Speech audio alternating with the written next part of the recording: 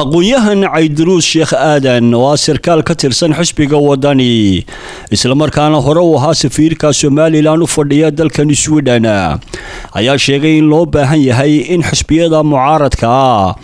ay dalbadaan in jagada madaxweynaha si ku meel gaar ah loogu wareejiyo gudoomiyaha golaha wakiilada si uu doorasho dalka u gaarsiiyo.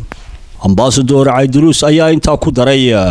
in loo baahnaa in mucaaradku ay qaadaan talaabooyin ka waaweyn intan ay imika sameeyeen. Master Caydiruus ayaa sidoo kale sheegay inay booqashooyin ku tagayaan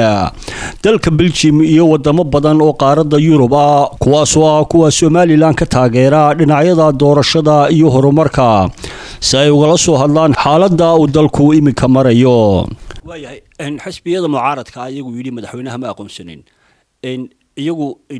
talaabadaasi ma ku filan tahay inay kaga hortagaan go'aanka xukuumaddu ay qaadatay. wallahi anigu waxaan u arkaa fikir ahaan anigu fikirkayga dhiibanaya in ay mucaaradku talaabooyin inta ka badan qaadaan saxbahayd inay dhahaan ma ictiraafsanin madaxweynahan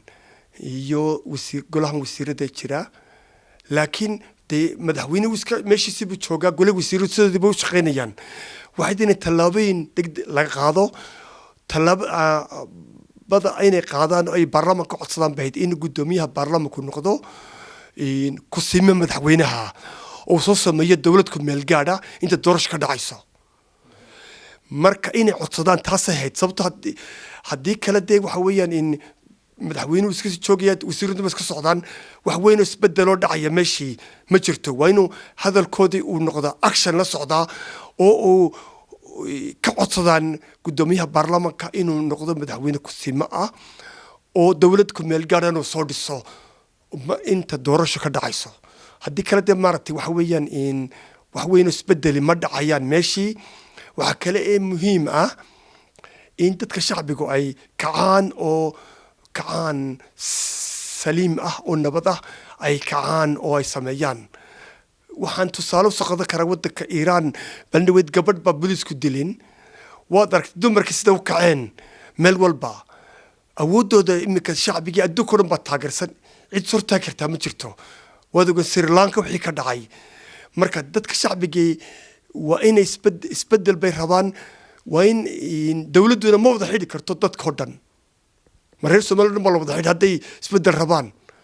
de marka waxa loo baahan yahay dhaqdhaqaaq badan inuu yimaado si isbedel u yimaado haddii awood lagu tuso awood baa la tusaa qof walba halku wax ka fahmo sababtoo ah warku madaxweynaheenu hadda wada hadalkii wuu wada diiday dhinac walba adduunweynihii oo dhan caalamka oo dhan baa la xidhiidhay saaxiibadina wuu diiday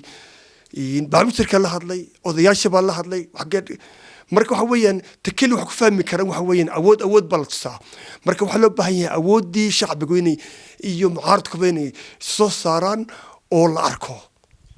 Caydiruus ma laga yaabaa in nabadgelyada Soomaaliland ay haysato inay khalkhal gasho oo arrintani ay dhibaato ku keento nabadgelyada ama dagaallo ay dhacaan oo kale. anigu taas baan u arkaa sababtoo haddii waxaynu ku heshiinay waxay ahayd inaynu isfahamno oo aynu ka tagno reer oo in dimuqraasiyadda socono haddii tii socon weydo dee reer baa loo ay noqonaysaa dagaalana way iman karaan oo wax dhici kara insha Allah waxaan rajeynayaa inaanu dagaallo dhicin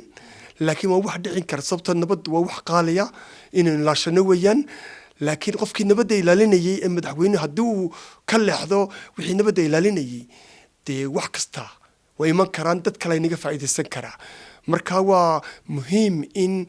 arrintaas si fiican looga fikiro degdegna wax loogu qabto. sidee bay baarlamaanku u hirgelin karaan arrinta noocaas oo kale iyadoo waa adug tahay in xildhibaanadii xitaa ka soo baxay baarlamaanka in xisbiga wadan uu soo baxay iyo kuwii u cud soo baxay inay xukuumadda u galeen oo qaarkood imika ay ururo banaanka iska joogaba ay taageersan yihiin sidee baa loo fulin karaa qorshaha soo jeedisay xisbiga wadan inay sameeyaan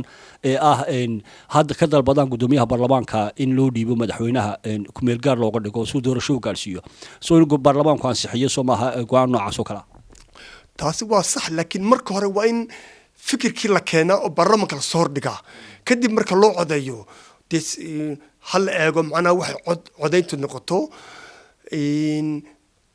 Somalilandna waxaa muhiim ah xildhibaanada la doortay in ay ku tiirsanaadaan xisbiyadii ka soo baxeen sababtoo adduunku dee taasaa lagu socdaa moogtay kolba meel carar wax ay tartaa meeshii ma jirto waxa weeyaan taasna waayo aragnimo la-aan iyo faham la-aan dimuqraasiyadda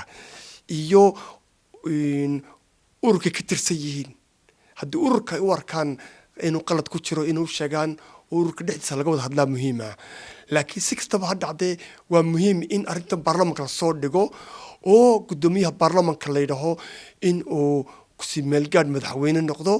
oo dowlad ku meelgaadhana dhiso annagu imika tallaabooyinka rabnayna qaadno waxa weeyaan inaanu boqoshooyin ka bilowno Sweden hadda halkan oo dowladii baarlamanka dowladda cusub iyo baarlamanka cusub aanu la kulanno kadibna inaanu waddanka Denmark tagno waddanka Belgium European Parliament-ka iyo European Commission-kaba inaan la kulanno ilaa Ingiriiska oonu qadiyadan socodsiino oo aanu inkastoo og yihiin haddana aan tusno in arrintu meel xun marayso oo iyaguna ay tallaabooyin ka qaadaan oo ay dee sanctions waxyaabo la yidhaho lagu soo saaro ama maaragta haddii ay lacagyow talo bangiyada adduunka Ingiriiska ama wadamo kale laga xayiro oo maaragtay sababtoo lacagyowgaas waxay kusoo baxeen